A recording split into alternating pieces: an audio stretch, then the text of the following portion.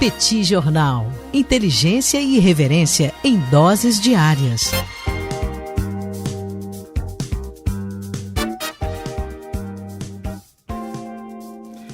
Olá, gente, bem-vindos ao bate-papo do Petit Jornal dessa semana. O encontro aqui que nós sempre realizamos aqui no Petit Jornal, eu, Daniel Souza e Tanguy Bagdadi, repercutindo um pouco os acontecimentos da semana, os acontecimentos de economia e de política internacional. Não é isso, Tanguy? Tudo bem? Tranquilo?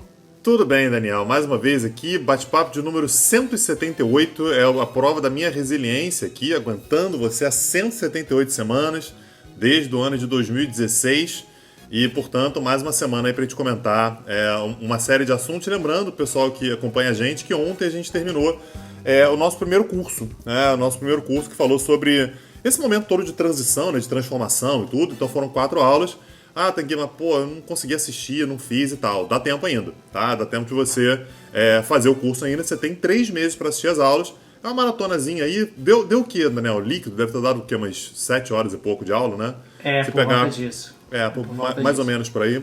Então dá pra matar tranquilamente. Daniel, e na aula que vem... Ô, Tanguy, semana que vem a gente tem aula gratuita, cara. Você esqueceu, aula gratuita. Cara? Mas pelo script era no final, só que a gente ia falar, cara. Mas você quer então falar beleza. Adianta. Falar no final. Não, então vou deixar pro final. Eu não vou nem adiantar, não.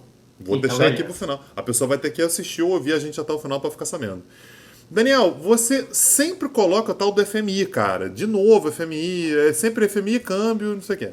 Vai, FMI. Cara, o Fundo Monetário Internacional divulgou hoje, aliás, ele faz isso trimestralmente, as suas projeções para a economia mundial e, claro, inclui aí também a economia brasileira. E foi bastante assustador isso, foi um tombaço, porque o FMI se mostrou hoje muito mais pessimista do que ele se mostrava há 3 meses atrás. Então, na prática, a gente está falando de um FMI que está apostando que a economia brasileira recua em 2020 9,1%. Isso seria, sem dúvida alguma, o pior desempenho da história do Brasil no único ano. Só para a gente ter uma ideia de ordem de grandeza, até hoje, o recorde negativo é um recorde de 1990, durante o governo Collor, durante o plano Collor, quando aconteceu o confisco, onde o PIB brasileiro recuou 4,4%. Esse é o recuo foi o recuo da nossa economia naquele momento. E eu acho que uma outra coisa que é bastante angustiante é que eu estava olhando esses números e observando que de 1981 para cá será a 9ª vez que o PIB brasileiro recua. Nossa, é muito. E quando a gente pega de 1943 até 1980, o PIB brasileiro não recuou nenhuma vez. Quer dizer, é sem dúvida nenhuma algo bastante impressionante o que tem acontecido na economia brasileira ao longo dos últimos 40 anos. É claro que nesse ano em particular a gente está falando de uma pandemia, está falando de algo absolutamente atípico, mas sem dúvida alguma o crescimento brasileiro vem deixando a desejar ao longo das últimas décadas e mesmo em bons momentos, como foi o caso do superboom das commodities ali por volta de 2009, 2010, 2011, o Brasil cresceu abaixo da média dos emergentes, abaixo da média dos latino-americanos. Quer dizer, o crescimento tem sido um problema na economia brasileira, na prática, a falta de crescimento ao longo desses últimos 40 anos, e tudo indica que esse ano de 2020, infelizmente, será o pior ano da história da economia brasileira. Mesmo para economias como a americana, o FMI também piorou bastante as projeções. O FMI está projetando que o PIB americano vai recuar esse ano 8%, o que vai ser um belíssimo impacto sobre a campanha eleitoral, sobre a corrida à Casa Branca entre Donald Trump e Joe Biden. Pois é, Daniel. E o que você vem comentando sempre é que isso, na verdade, joga a economia brasileira, na verdade, a economia mundial, inclusive a brasileira, para um patamar abaixo. Então, não é que exatamente no ano seguinte você consegue recuperar aquilo que vinha nos anos anteriores. Então, a gente passa a crescer numa curva alguns graus abaixo daquela que a gente imaginava. E já que você falou sobre campanha eleitoral, Daniel, estão saindo pesquisas, né, ao longo dos últimos dias mostrando que a avaliação que o público americano tem feito do governo Trump com relação à pandemia tem sido bastante negativa. Essa era uma dúvida que a gente tinha, né? Como é que o americano médio veria a atuação do presidente Donald Trump com relação à pandemia, né? Diante da pandemia. E os resultados têm sido bastante ruins. Nesse momento, as projeções de campanha... Claro que falta muito tempo ainda, tem muita coisa para acontecer, mas nesse momento existe uma vantagem de 14 pontos percentuais de intenção de voto do Biden sobre o Trump. Lembrando que isso não é um número absoluto, não apenas porque falta muito tempo, mas porque a eleição nos Estados Unidos é uma eleição indireta. Então, se esses 14% estiverem concentrados em estados com uma população muito grande e que naturalmente votariam nos democratas, isso não faz muita diferença. Mas o fato é que há uma percepção bastante perceptível nos Estados Unidos nesse momento, uma percepção bastante consolidada nos Estados Unidos nesse momento, de que a atuação do presidente Donald Trump durante a pandemia deixou muito a desejar. Agora, 14 pontos me parece muita coisa, de qualquer maneira. É muito.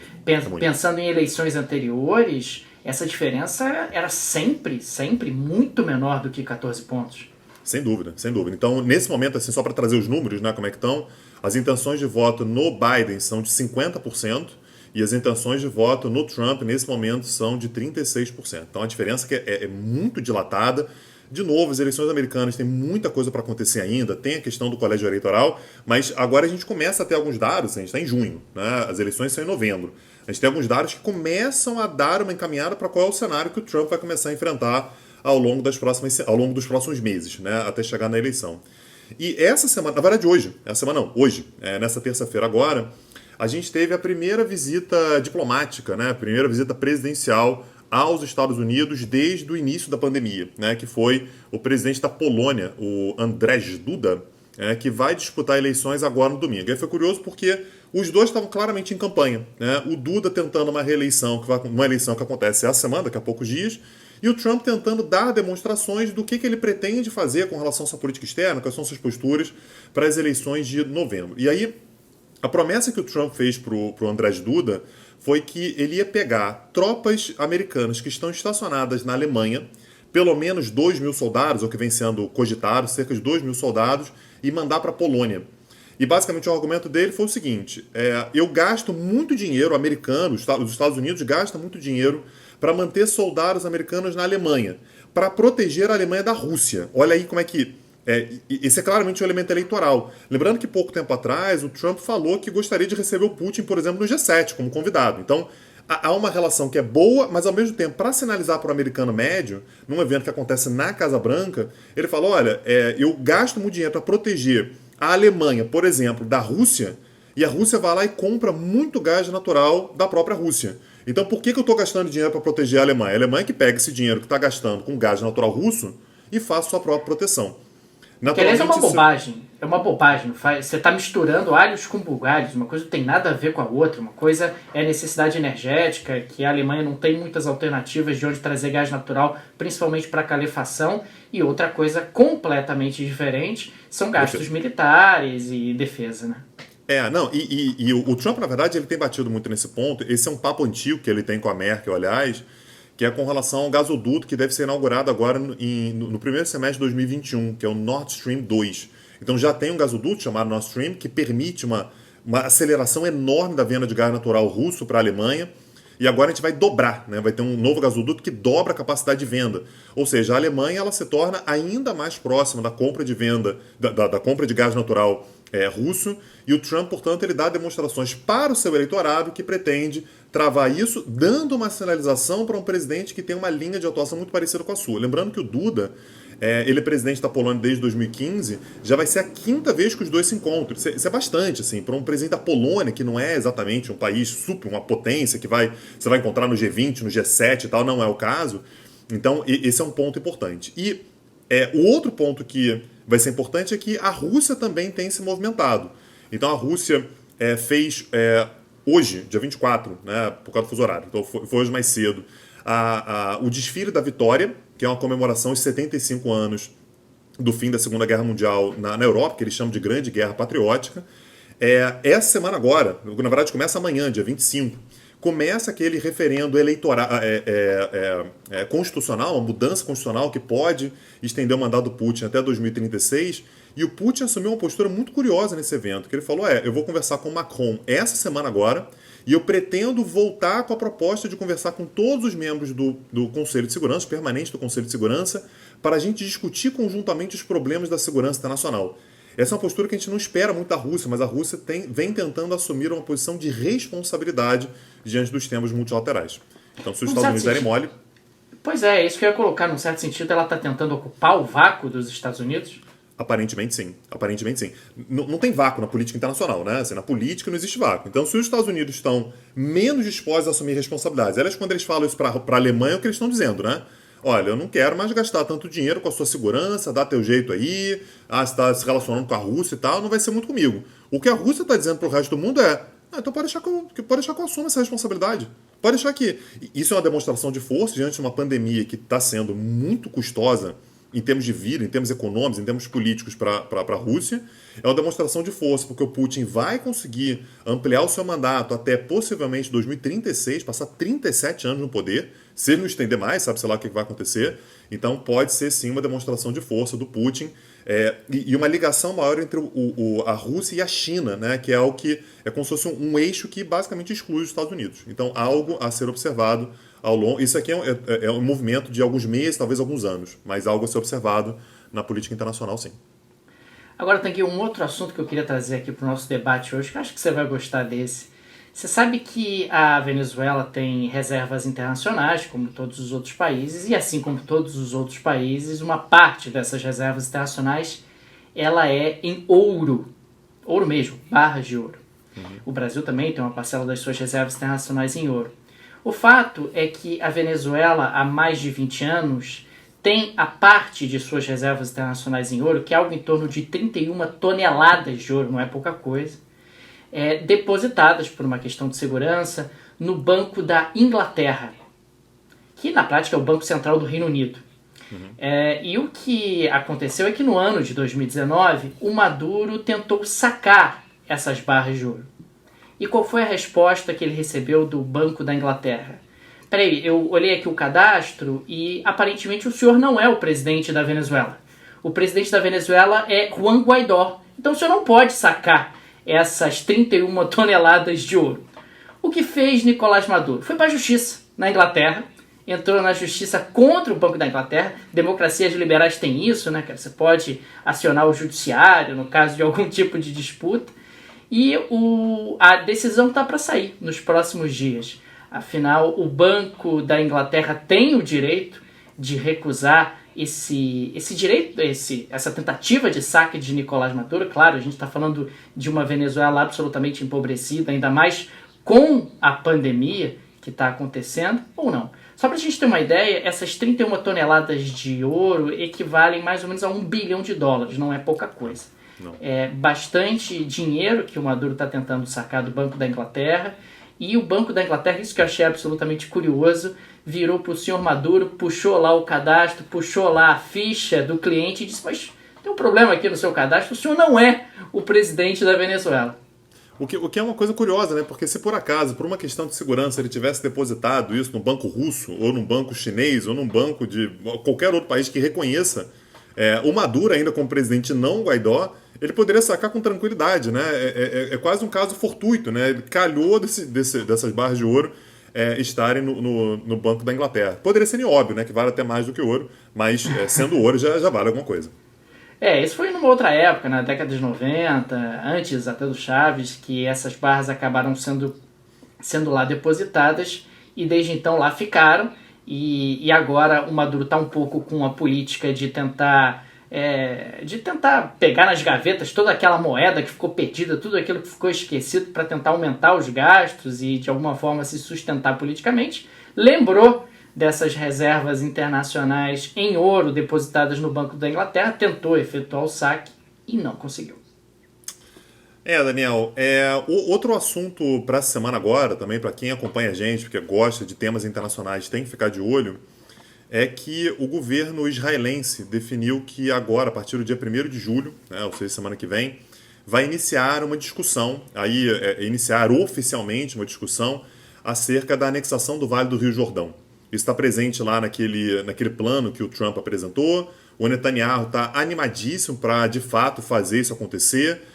Em alguns momentos, os Estados Unidos têm, inclusive, pedido para Israel segurar um pouco a onda. Tipo, disfarça aí, cara. Não é para fazer, de repente, assim. Mas o Netanyahu marcou um debate oficial entre ministros, entre parlamentares, integrantes da sociedade, tudo, para imaginar. Já é como que pode ser feito, já não é nem mais tanto se vai ser feito, mas a intenção do governo israelense é, de fato, iniciar esse debate a partir do dia 1º de julho. E hoje, nessa terça-feira também, aconteceu a última reunião do Conselho de Segurança, à distância, né, totalmente digital, mas a última reunião do Conselho de Segurança antes do dia 1º de julho. Foi um dia de muita pressão sobre o Estado de Israel. Né? Um cara que se manifestou muito duramente com relação a isso foi o seu conterrâneo, o secretário-geral da ONU, Antônio Guterres, que denunciou de fato, utilizando, aliás, termos bastante duros, né? Falando sobre violação do direito internacional, uma posição ultrajante, uma posição que é inaceitável e que basicamente acaba com qualquer possibilidade de diálogo posterior, né? E que isso traria consequências muito graves. A França também se manifestou muito duramente, assim como a Alemanha, o Reino Unido, a Noruega, a Bélgica. Aliás, foi encaminhado, inclusive, um documento assinado por 1.000 parlamentares europeus, né, de vários países europeus, mas 1.000 assinaturas de parlamentares europeus, alertando Israel contra as consequências nefastas de uma decisão de anexar o Vale do Rio Jordão. 1.000 parlamentares europeus no universo de quantos parlamentares? De todos os países. Não estou falando do parlamento da União Europeia, estou falando dos parlamentos das casas nacionais. Né? Das casas nacionais. Então, não é do parlamento europeu especificamente? Não. Até porque o parlamento europeu tem menos. O parlamento europeu tem 700 e poucos parlamentares. São 1.000 parlamentares. Eu acho que dá até mais peso, né? Das casas legislativas. Então, são parlamentares franceses, alemães, portugueses, espanhóis, britânicos. Você somando isso tudo, são 1.000 parlamentares que assinaram de um total de 25 países. Né? Então dá uma média, até fiz a conta, dá uma média aí de 40 parlamentares por país, o que é bastante. Assim, uma média de 40 é bastante coisa, então é algo expressivo. Então, como está chegando a data, mais uma vez, daqui a uma semana, essa reunião de agora, essa reunião que aconteceu hoje, foi uma reunião na qual os estados de fato se concentraram para oferecer uma pressão bastante grande. Isso, naturalmente, eu estou falando sobre estados que não são a Liga dos Estados Árabes e os próprios representantes palestinos, que naturalmente estão gritando com relação a isso há bastante tempo. Eu estou falando sobre as novidades, outros países que apareceram para falar sobre isso. Então, ao longo dessa semana agora, deve ter muita pressão e não me parece que o governo israelense está minimamente disposto a recuar, a imaginar, a repensar, qualquer coisa assim, até porque eles já tinham colocado isso na conta. A gente vai ser pressionado, vão xingar a gente, mas a gente tem costas quentes com os Estados Unidos. Então, é algo que, de fato, deve acontecer. Agora, como vai acontecer, faz diferença. Maravilha. O que mais que você tem aí nessa sua pauta? Daniel, a gente abriu a Bíblia, cara, e os gafanhotos começaram a aparecer de novo. Tô vendo que eu acabei de ver no jornal agora que tem uma nuvem de poeira, uma nuvem de areia do deserto do Saara vindo em direção à América do Sul. O fim do mundo tá perto, cara. Você que leu a Bíblia aí, cara, me conta. O que você me conta de notícias da Bíblia? Rapaz, você já leu a parte da Bíblia do Êxodo que faz referência às pragas do Egito? Não li. Né, que como forma justamente de libertação do povo judeu de volta à Terra Prometida. Eu estou me sentindo um pouco nesse capítulo da Bíblia, né, cara? Porque pragas de gafanhotos realmente é algo surpreendente. Tem também essa tempestade de areia que você fez referência, né, que saiu do deserto Saara e agora está sobre o Atlântico, podendo chegar ao Brasil. É inacreditável, né? É inacreditável. Mas nesse caso especificamente dos gafanhotos, a gente está falando de uma nuvem de gafanhotos que no atual momento está no norte da Argentina. São 40 milhões de gafanhotos, né, que estão vindo em direção ao Brasil. 40 milhões de gafanhotos têm a capacidade de destruir 1 quilômetro quadrado de lavoura por dia. É algo bastante impressionante na medida em que isso equivale mais ou menos ao que 2.000 vacas se alimentariam ou levariam para se alimentar. É uma daquelas notícias que eu achei no mínimo curiosas, né? Porque esse ano de 2020 eu não sei mais o que falta acontecer. Agora, eu não sei, Daniel, mais... os gafanhotos sabem como é que tá o estado do Brasil, cara? Se eles souberem, é capaz de eles não virem, cara. Eu sei lá, cara. Se o gafanhoto pegar um jornal e falar assim, cara, talvez... Agora, esse negócio da nuvem de areia, o que eu achei curioso, primeiro é que disse que é algo bastante corriqueiro, assim, acontece com frequência, mas é a nuvem mais espessa dos últimos 50 anos. E a recomendação é que as pessoas usem máscaras. Parece que é Deus dando recado, que assim, gente, usa a máscara, porque assim, eu não sei mais como avisar pra vocês se protegerem e tal. Já mandei pandemia, já mandei poeira, areia, enfim. Então, é realmente uma situação que é daquelas que a gente não consegue imaginar que aconteceria. Isso. Agora, o pessoal pode ficar tranquilo em relação aos gafanhotos, dentro do possível, claro, porque os gafanhotos não afetam a saúde humana nem dos animais. O único impacto que eles podem ter é nas lavouras, particularmente da região sul do Brasil. Essa onda de gafanhotos já teve no Paraguai, teve na Argentina e agora está vindo em direção ao Brasil. Talvez tenha sido até o contrário. Você diz, puxa, será que eles não sabem como está o Brasil? Não, talvez eles tenham olhado e dito, esse é o momento, tá uma bagunça isso, então agora é minha vez. Eu vou lá também fazer uma boquinha em terras brasileiras, não é isso? Maravilha. Daniel, semana que vem nós temos novidade então, isso? Mais uma? Isso, temos uma aula gratuita na terça-feira, vai ser a terceira aula gratuita do Petit Jornal. A gente havia, inclusive, anunciado há algumas semanas que essas aulas gratuitas seriam periódicas, não é isso? E qual será o tema da próxima aula gratuita na terça-feira, Tanguy? Falaremos sobre o Tio Sam, a potência do norte, o país que vai ter eleições agora em outubro. Então, nosso objetivo vai ser falar sobre o cenário atual dos Estados Unidos, o cenário econômico, as manifestações, as eleições que estão chegando, o cenário da política externa, então a posição dos Estados Unidos no mundo. A gente achou que, dada a proximidade das eleições, mas não tão próximo assim, né? Assim, as eleições elas estão se aproximando, mas ainda tem alguns meses, então dá pra gente imaginar alguns cenários aí, sem falar exclusivamente sobre a eleição. Vai acontecer no nosso horário tradicional, o horário que a gente sempre faz das nossas aulas, né? Enquanto os cursos estão acontecendo, né? O último curso que, como eu falei, terminou ontem, acontece sempre às terças-feiras, às 21 horas. Essa aula é gratuita, mas tem que se inscrever, tá? Então, preste atenção nisso, a gente vai divulgar nas redes do Petit. Fica atento a isso, tem que se inscrever. A gente normalmente usa uma sala que tem uma certa limitação de pessoas. Você vai poder assistir depois, se você quiser, mas talvez ao vivo você tenha dificuldades. Mas se inscreva para você garantir a sua vaga. A gente vai colocar, inclusive, no descritivo do podcast, desse podcast que a gente está gravando agora. Isso aí. Daniel, um abraço e até semana que vem. Aliás, agradecer mais uma vez os nossos apoiadores, né? Já virou tradição. Agradecer mais uma vez o pessoal que está com a gente aí sempre. Se você quiser se tornar apoiador, você entra lá no www.petitjornal.com.br e aí entra na aba Apoie o Petit e você se torna um daqueles que salvam o nosso podcast todos os dias. Beleza? Já mandamos, inclusive, os convites para os apoiadores participarem lá do nosso chat, lá do nosso aplicativo. Se você é apoiador e não recebeu, dá uma olhadinha na caixa de spam, muitas vezes acaba caindo por ali. Se não, entre em contato com a gente, contato@petitjornal.com.br, justamente para a gente fazer essa inclusão e dar todos os direcionamentos nesse aplicativo onde a gente está interagindo aí de forma mais próxima. Perfeito. Semana que vem estamos de volta. Valeu, Daniel. Abraço. Tchau, tchau. Petit Jornal. Inteligência e irreverência em doses diárias. Agora, o Petit Jornal está na web www.petitjornal.com.br.